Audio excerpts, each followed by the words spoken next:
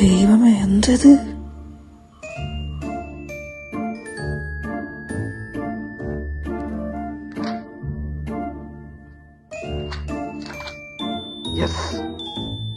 എന്താ? ഒന്നുമില്ല. നീ എന്താക്കുക? രണ്ടൂടെ PSC പഠിക്കുക.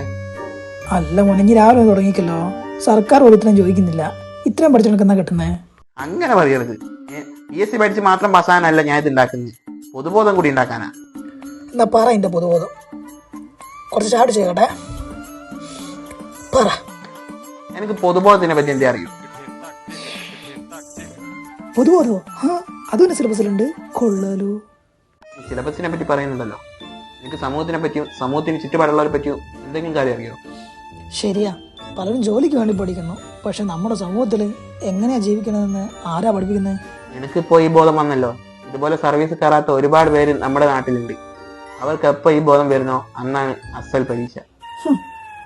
ബോധമില്ലായിട്ടല്ല, ബോധം നല്ലോണം ഉണ്ട്. ഈ PSC പഠിച്ചിട്ട് എന്റെ കൂടെ ഉള്ളവർക്ക് എന്ത് ഉപകാരമുണ്ടോ? അതുപോട്ടെ, നിനക്കെന്ത് ഉപകാരമുണ്ടോ? ഇഷ്ടം പോലെ ഉണ്ടല്ലോ.